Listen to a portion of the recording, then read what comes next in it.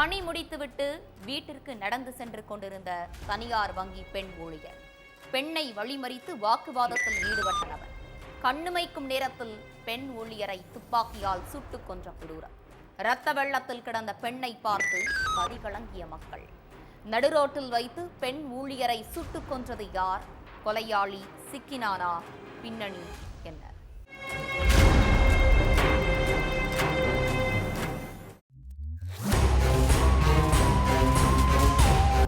எப்போதும் பரபரப்பா இருக்கிற பெங்களூர் சாலை அன்னைக்கு வழக்கத்தை விட ரொம்பவே பரபரப்பா இருந்துச்சு.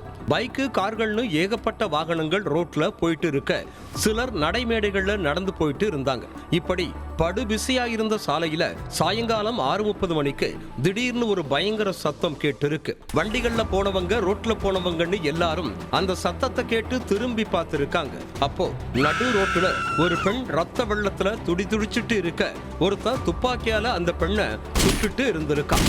அதை பார்த்ததும் ஒரு சிலர் ஓடி வரத பார்த்த அந்த நபர் வேக வேகமா தன்னோட பைக்கை எடுத்துட்டு தப்பிச்சு போயிருக்கான். அங்க இருந்தவங்க உடனடியா போலீஸுக்கு போன் பண்ணி தகவலை சொல்லி இருக்காங்க. அடுத்து கொஞ்ச நேரத்திலேயே சம்பவ இடத்துக்கு வந்த போலீஸ்காரங்க ரத்த வெள்ளத்துல சடலமா கிடந்த பெண்ணோட சடலத்தை மீட்டு பிரேத பரிசோதனைக்கு அனுப்பி வச்சாங்க. அடுத்து அந்த பெண் யாரு, அவங்கள கொடூரமா கொன்னிட்டு தப்பிச்சு போனவ யாருன்னு கண்டுபிடிக்க தீவிர விசாரணையில இறங்கினாங்க. இதுக்கிடையில பெங்களூரு சாலையில பெண்ணை துப்பாக்கியால சுட்டு கொன்னவன் போலீஸ் ஸ்டேஷன்ல போய் தானே சரண் அடைஞ்சிருக்கான். உடனே அங்க இருந்து நடைய கட்டின காவலர்கள் ஸ்டேஷனுக்கு போய் சரண்டரான நபர்கிட்ட விசாரணை பண்ணாங்க. அதுலதான் தாலி கட்டின மனைவியை தான் அந்த நபர் இவ்வளவு கொடூரமா கொலை செஞ்சிருக்காங்கிற விஷயமே தெரிய வந்திருக்கு. சேலத்தை சேர்ந்த பாலமுருகன், புவனேஸ்வரி தம்பதிக்கு கடந்த 2011 கல்யாணம் நடந்திருக்கு. இப்போ இந்த தம்பதிக்கு 2 குழந்தைங்க இருக்காங்க. என்ஜினியரான பாலமுருகனுக்கு 2018 பெங்களூருவில் உள்ள ஒரு தனியார் கம்பெனியில வேலை கிடைச்சிருக்கு. அதனால குடும்பத்தோட பெங்களூருவுக்கு போன பாலமுருகன் ராஜாஜி நகர்ல ஒரு வீட்டை வாடகைக்கு எடுத்து வாழ்ந்துட்டு இருந்திருக்காங்க. மனைவி புவனேஸ்வரி பிரைவேட் பேங்க்ல மேனேஜரா வேலை பார்த்துட்டு வந்திருக்காங்க. இந்த சூழல்ல பாலமுருகனை திடீர்னு வேலையில இருந்து தூக்கிட்டதா சொல்லப்படுது. அதுக்கப்புறம் எங்கேயும் வேலை கிடைக்காம வீட்டுல இருந்த பாலமுருகனுக்கு வேலைக்கு போற மனைவி புவனேஸ்வரி நடத்தை மேல சந்தேகம் வந்திருக்கு. எதுக்கெடுத்தாலும் எது பண்ணாலும் மனைவியை சந்தேகப்பட்டு பாலமுருகன் புவனேஸ்வரி கிட்ட தகராறு பண்ணிட்டே இருந்திருக்கார். கடந்த சில மாதங்களுக்கு முன்னாடி கணவன் மனைவிக்கு இடையில பயங்கர தகராறு ஏற்பட்டிருக்கு. பாலமுருகன் கோபத்துல மனைவியை அடிச்சு துன்புறுத்தி இருக்கார்.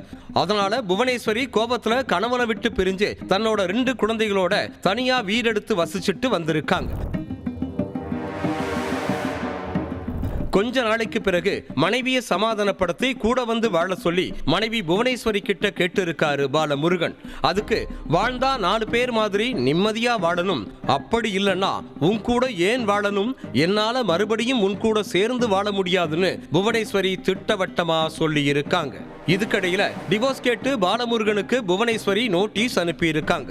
அந்த நோட்டீஸை பார்த்ததும் ஆத்திரமடைஞ்ச பாலமுருகன் நம்ம கூட சேர்ந்து வாழவே கூடாதுன்னு முடிவு பண்ணவ உயிரோடவே இருக்க கூடாதுன்னு சொல்லி புவனேஸ்வரிய கொலை செய்ய முடிவு பண்ணி இருக்கான்.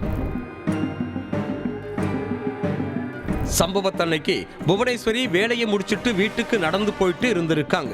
அப்போ அவங்கள பைக்ல ஃபாலோ பண்ணிட்டு போன பாலமுருகன் புவனேஸ்வரிய வழிமறிச்சு வாக்குவாதத்துல ஈடுபட்டிருக்கான். அப்ப தான் மறைச்சு வச்சிருந்த துப்பாக்கி எடுத்து கட்டின மனைவிய நடு ரோட்ல வச்சு 4-5 முறை துப்பாக்கியால சுட்டு துடி துடிக்க கொன்னுட்டு தப்பிச்சு போயிருக்கான். போலீஸ்காரங்க எப்படியும் நம்மளை பிடிச்சிருவாங்க, அதுக்கு முன்னாடி நாமளே சரணடைஞ்சிருவோம்னு முடிவு பண்ணி பெங்களூரு போலீஸ் ஸ்டேஷன்ல போய் சரணடைஞ்சதை தொடர்ந்து பாலமுருகன் கிட்ட போலீசார் நடத்தின விசாரணையில தான் இந்த கொலைக்கான காரணம் தெரிய வந்துச்சு.